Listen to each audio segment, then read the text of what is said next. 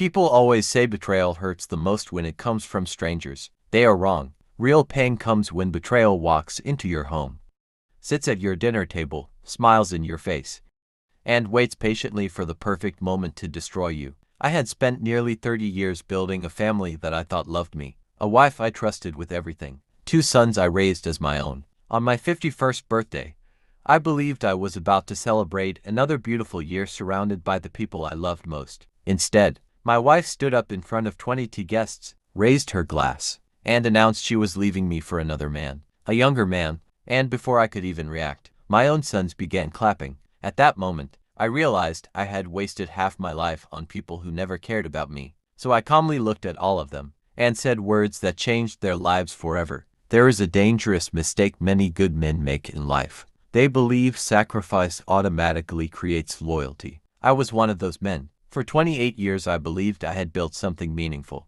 I believed family was everything. I believed love meant putting other people before yourself. And because of that belief, I spent nearly 3 decades giving everything I had to the people sitting around my dinner table that night. My wife Emily and I had been married for 27 years. I still remember meeting her when I was young. She was beautiful in a way that immediately captured attention. Confident, intelligent, full of life. Back then I thought I had found the woman I would spend forever with. The first few years were wonderful. We struggled financially like most young couples. But I worked hard, very hard. I started a small logistics company with one old truck and almost no savings. I worked 16-hour days, sometimes sleeping inside warehouses, sometimes going days without proper rest. I kept telling myself one thing: do it for your future family. Slowly life improved. The company expanded. Money started coming in. We bought our first house, then a bigger house, then eventually the beautiful home we were living in now. And throughout those years,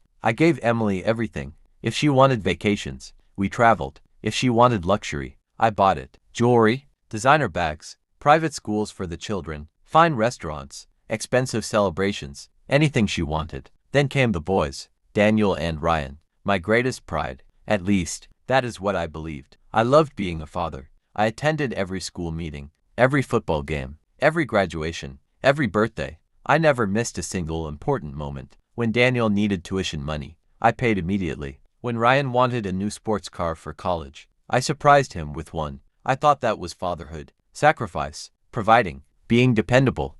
But somewhere over the years, I stopped noticing something dangerous. I was giving so much that I had become invisible. No one appreciated what I did anymore. It became expected, normal, automatic. 6 months before my birthday, I began noticing changes in Emily. Small things at first. She suddenly cared much more about her appearance. New dresses, more makeup, hours spent at salons, late-night phone conversations, long unexplained drives. And the strangest part, she stopped looking at me the same way. There was coldness in her eyes, distance. Conversations became shorter. Affection disappeared. If I entered a room while she was texting, she locked her phone immediately. One night I woke up around 2 in the morning. She was sitting in the living room smiling at her phone, typing quickly, laughing quietly. The second she noticed me standing there, her face changed instantly. I asked who she was talking to. She simply said, "A friend." But I already knew. I just didn't want to accept it. Maybe because after all these years, admitting betrayal felt impossible. Then my 51st birthday approached, and suddenly Emily became strangely enthusiastic. She insisted on organizing a large celebration. She personally handled decorations, prepared invitations, ordered expensive catering. She looked happier than she had looked in months. And stupidly, I interpreted that as hope. I thought maybe she wanted to reconnect. Maybe the distance between us had simply been temporary. Maybe marriage was about to improve again. The night finally arrived. 22 people filled our home. Friends, neighbors, business associates, several close relatives. The dining table looked beautiful. Candles surrounded the room. Soft piano music played quietly. Everything looked perfect. I remember standing there smiling, thinking how lucky I was. After everything I had worked for, here I was surrounded by family, the people I loved most. Dinner started, people laughed, stories were shared, wine glasses kept filling. I genuinely felt happy. Then suddenly, Emily stood up. She picked up her wine glass,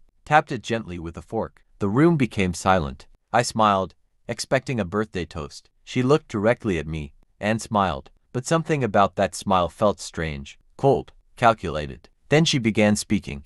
I think tonight is the perfect time to finally be honest. I remember feeling confused instantly. Everyone leaned forward. She took a deep breath. Then she said words I will never forget. I have met someone else. And tonight, I am leaving my husband. Everything inside me froze. For a few seconds I genuinely thought I misunderstood. But she kept speaking. This man makes me feel young again. He understands me. He excites me. He reminds me what passion feels like. And unlike my husband, he is not stuck living like an old man. The room became painfully silent. 22 people stared directly at me. I could physically hear my own heartbeat. But then something happened worse than her betrayal. Something I will never forget for the rest of my life. Daniel suddenly started clapping. My oldest son, smiling. Then Ryan joined him, both applauding, laughing, celebrating.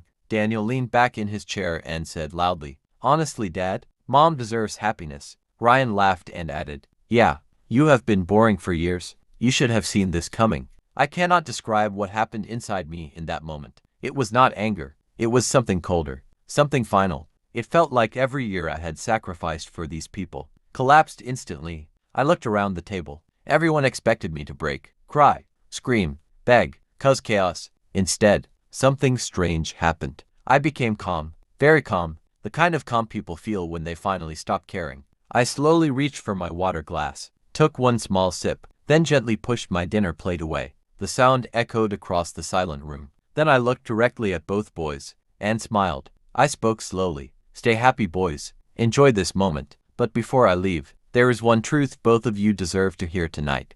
Daniel frowned immediately. Ryan stopped smiling. Emily looked suddenly nervous. I leaned forward slightly. Then I said the sentence that changed everything. "I am not your biological father." The entire room froze. "Neither of you are my children. I adopted both of you. And I did it out of pity. Today, my pity officially ends." The silence became unbearable. Emily nearly dropped her glass. Daniel stood up immediately, his face completely pale. Ryan stared at me, unable to speak. I continued, 26 years ago, your mother came to me desperate, pregnant, abandoned. The biological father disappeared before either of you were born. She had no money, no future, nowhere to go. She begged me to help. She begged me to become your legal father. I said yes, not because I loved her, not because I owed her anything, but because I felt sorry for two innocent boys who deserved a chance. So I gave both of you my name, my protection, my resources, my future. I raised you like my own flesh and blood, and tonight, you publicly humiliate me."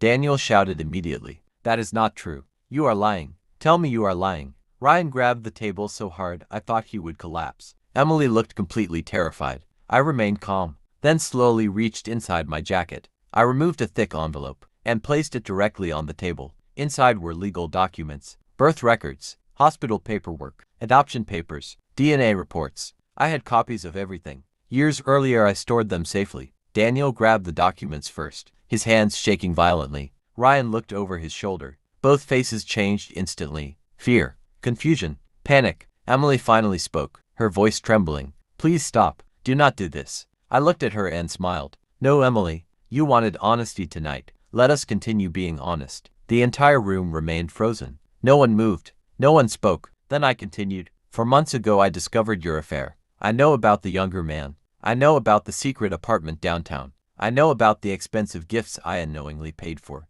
I know about every hotel booking. I know everything." Emily's face completely drained of color. But I was still not finished. I leaned back and smiled. "You thought tonight was your victory. You thought public humiliation would destroy me. You thought I would beg for mercy. But I have spent months preparing for tonight." I reached into my pocket again, pulled out my phone, and opened several documents. Then I said quietly, "By the way, Emily, the house is no longer under your name. 3 months ago I legally transferred ownership to my holding company. The cars, business assets, not yours. The investment accounts, already emptied, transferred earlier today. Our joint accounts, closed 2 hours ago, and tomorrow morning. You received divorce papers."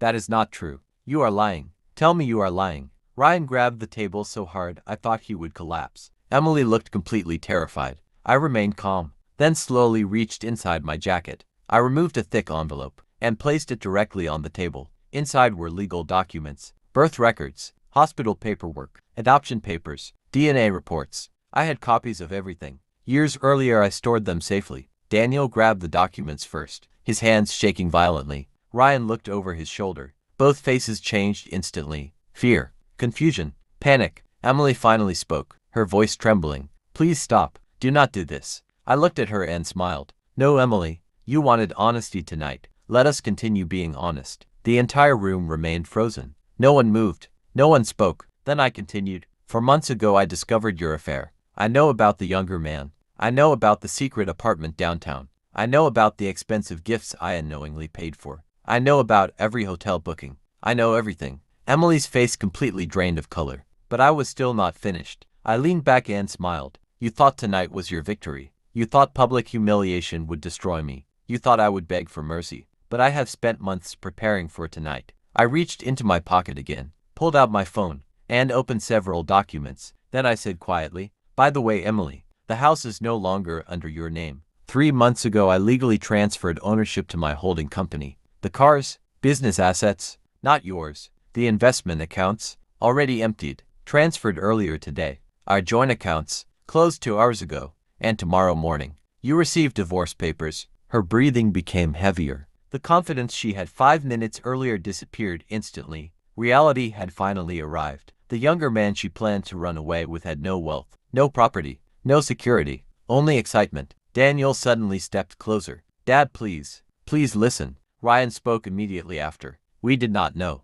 Please forgive us. Interesting. 5 minutes earlier I was worthless. Now suddenly, I mattered again. I stood up slowly, straightened my suit, looked directly at both boys, and spoke calmly. Funny how quickly respect returns when money disappears. Neither of you loved me. You loved what I provided. That is not family. That is dependence. Then I looked at Emily one final time. You spent years believing kindness meant weakness. You forgot one dangerous truth. Quiet people observe everything, and patient people plan carefully. I turned toward the guests. 20 silent faces stared in shock. Then I delivered my final sentence. Never sacrifice your life for people who only love your usefulness. Because the day you stop being useful, they stop pretending to care. Then I walked toward the front door. Behind me I could hear chaos begin. Emily crying, Daniel shouting, Ryan begging, but I kept walking. I never turned around. 6 months passed, and life became strangely peaceful. The younger man left Emily within weeks. Apparently luxury mattered more than romance.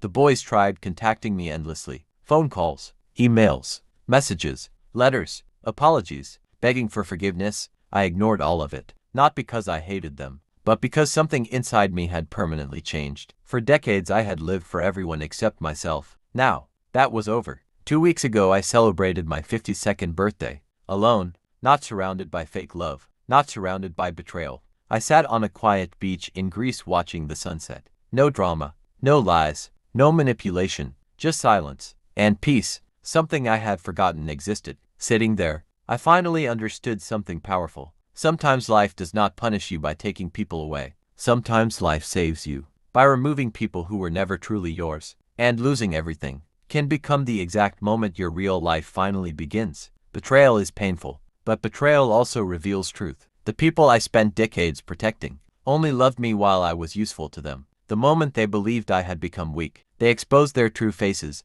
and that night I learned something unforgettable. Blood does not build family. Loyalty does, and once loyalty dies, family dies with it.